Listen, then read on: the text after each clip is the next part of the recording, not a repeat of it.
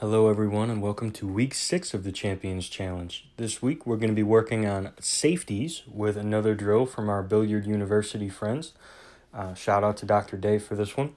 So we're going to put a 9-ball rack and we're going to rack it where the wing ball, the right middle ball, is going to be on 2 diamonds up and 1 diamond over is going to be the placement on the rack. And then we're going to shoot 3 shots from several different positions, and the goal will be to use the rack as a blocker.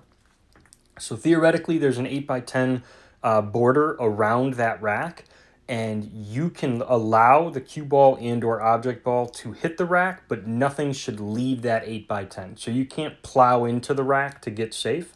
The idea is to play it a good speed so that either the cue ball or the object ball is just laying up to the rack, and it's okay if it bumps it. But the first position, or the object ball, I should say, stays in the same position every time. So the object ball is going to be 2 diamonds up and 1 diamond off the rail. The first location is going to be parallel with that, basically on the foot spot. So along the middle diamond, parallel with the ball, 1 diamond away. We're going to shoot 3 shots from that location and then move to the next location. And there's 7 total positions. So each time you successfully snooker the cue ball or the object ball where there is no direct path between the two and it's forced to have been a kick, that's considered a success. You would get a point. And if not, then you would not get the point. Like here, I can see the ball, no good. You just simply move on to the next attempt. There's not going to be any variations for anyone on this particular week. Everyone should be practicing this basically the same way. If you're a lower numbered player, or if you just don't play a lot of defenses and you struggle with identifying or learning how to play one ball instead of both, things like that, then this is a great drill to seriously spend some time with. You may end up shooting 5 or 10 shots at each location, or depending on the time you have, maybe more.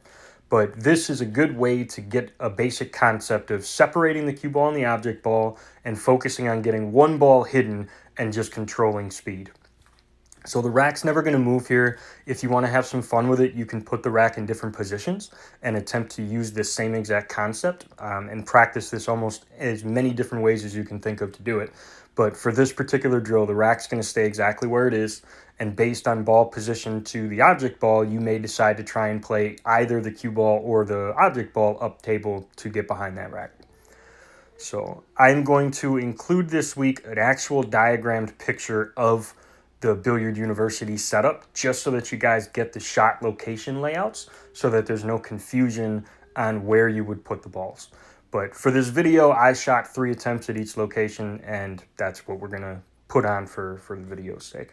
So hopefully you guys have some fun with this one. I know safeties are kind of a niche thing, whereas I talk to players in the league, it's pretty polarizing. People are either very defensive players or they just don't like it, don't get the concept of it, and they're very offensive players. If you want to win and be competitive with this game, learning when to not try and make the ball is going to be absolutely necessary. Like, there's no way to get to a high competitive level without playing good defense.